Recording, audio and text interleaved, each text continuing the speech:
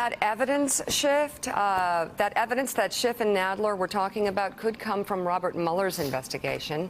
And as Politico points out, this could be the week where we finally learn how the special counsel's probe will play out.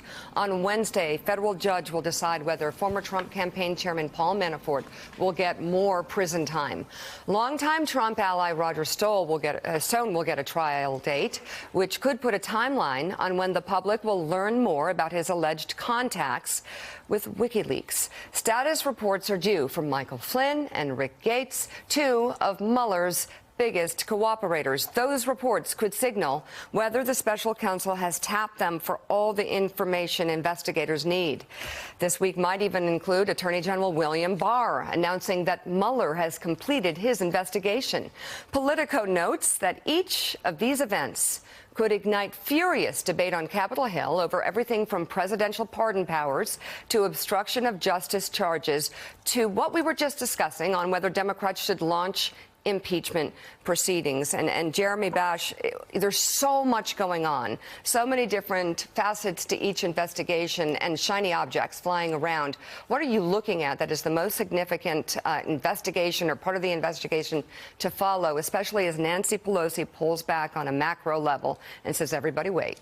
Well, in concrete terms, the most important thing this week will be the Manafort sentencing in the D.C. case. The judge there, Judge Jackson, could hand him an additional 10 years above and beyond the 4 years he received in the Virginia case. So he's looking at a significant amount of time. Of course, some of that sentence could run concurrently. I think he'll probably get between 9 and 10 years all told, which for a 69-year-old man is a significant prison sentence. There are other status updates. I think some people believe that Mueller is close to finalizing a report and putting it out. We've heard this before. I know, we've heard this. We've heard this a million times. I don't see it. I actually think from Rudy. There's so many things happening. We have yet to even have the discovery in the Roger Stone case, let alone bring him to trial. There are other things that are sort of so many balls are in the air. I could see them telegraphing when a report might be done, talking about the end game, but I don't know that we'll see the report this week. David, what stands out to you?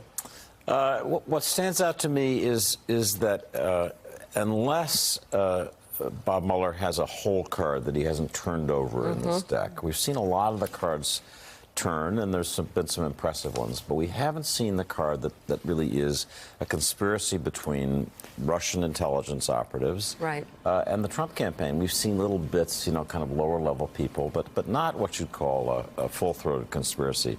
Unless that card is there ready to flip over, I think we're going to end up with a report that's pretty much what we suspect. There's going to be more about obstruction than the Republicans think. It's probably going to be less about collusion than many Democrats think.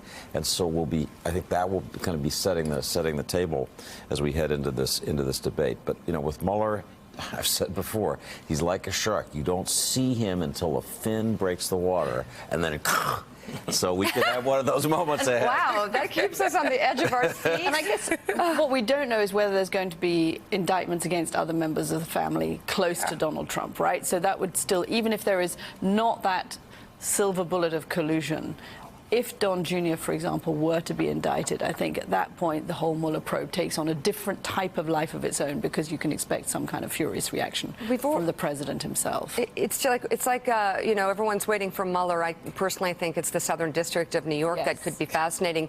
But also everything that has happened so far and the arrest, the indictments, it's staggering what we've seen in this presidency.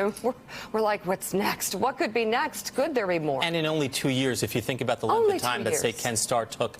I mean, Bob Mueller has been working expeditiously and very efficiently, and he's taken down the chairman, the deputy chairman, the National Security Advisor, and a series of other officials. And just to David's point, I think the big issue is going to be less about whether or not there was some discussion or high-level conspiracy between Russian intelligence and the Trump campaign. Actually, that didn't need to happen, because what the Russians did was they telegraphed to the Trump team, we're helping you, we're all in for you. And by the way, we have leverage over you, and there were all these financial relationships. So the real issue is whether or not Trump's foreign policy reflects somehow himself being beholden to the Russian Federation, whether or not Russia has leverage over the Trump foreign policy, over American foreign policy. That is the bigger issue from the perspective of national interest than whether there were some discussion points during the campaign. Well, that goes to the heart of when we learned that the FBI was looking at whether or not the firing of James Comey could be in and of itself Russian meddling and the idea that he could be doing this at the behest of a foreign country. That kind of blew everyone's mind, because I think for the first time everyone thought, wait, if he meddled with and colluded with Russia, does that mean that as president he's carrying out the will of Russia? That of course is very scary. I also think back to the idea that Roger Stone, in his indictment, I want to say it was Roger Stone's indictment, that there was someone from the Trump campaign who was directing the communication between Roger Stone and Julian Assange and WikiLeaks. I think that person, we still don't know who that person is, and I think once we figure out kind of what the Trump campaign was doing and what their connection is to all that, that could be very interesting as well. It's incredible. Real quick. The question is, if the bar is high crimes and misdemeanors, will the Republican Party, the Republicans, how high does it have to be? Still accept, okay, there may have been some kind of obstruction of justice that made us vulnerable to Russian influence in our foreign policy? That's different, I think, for the Republican senators. And really, the bar is, what do 67 senators think is high crimes? Exactly. What's the level? I still don't understand what it is at this point. Let's just get this in. We'll revisit. After more than a month absence, White House Press Secretary Sarah Sanders, we got to hear from her. She went before reporters for a daily briefing yesterday, where she faced questions over whether President Trump thinks Democrats hate Jewish people. That question followed Axios report that the president made the remark over the weekend during a Republican National Committee fundraiser at his Mar-a-Lago club. Yes or no, does the president truly believe that Democrats hate Jews? I am not going to comment on a potentially leaked document. I can tell you what I can tell you. Does he think Democrats hate Jewish people, as he said on the South? I think that they've had a lot of opportunities over the last few weeks to condemn some abhorrent comments. I'm trying to answer. If you'd stop talking, I'll finish my statement. The president has had and laid out clearly his position on this matter. Democrats have had a number of opportunities to condemn specific comments and have refused to do that. That's a question, frankly, I think you should ask Democrats what their position is, since they're unwilling to call this what it is. Jonathan Swan, you've got reporting on this. I find it's hard to watch. I guess it's good we've got a daily briefing. I don't know. I mean, if you want to call it that. Quarterly meeting.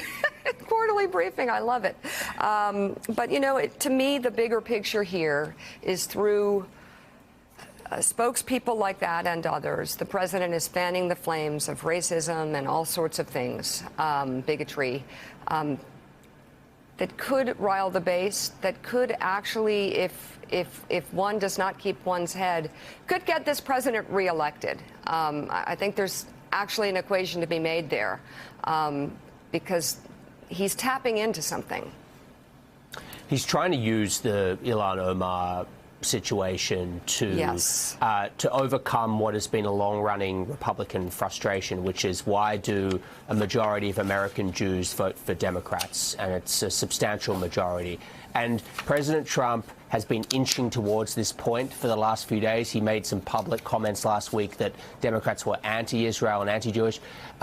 But these were private comments, and they actually went to some lengths to ensure that they wouldn't leak out. They made all the donors who were there under this tent over the pool at Mar-a-Lago, they made them all put their cell phones in these magnetized pouches.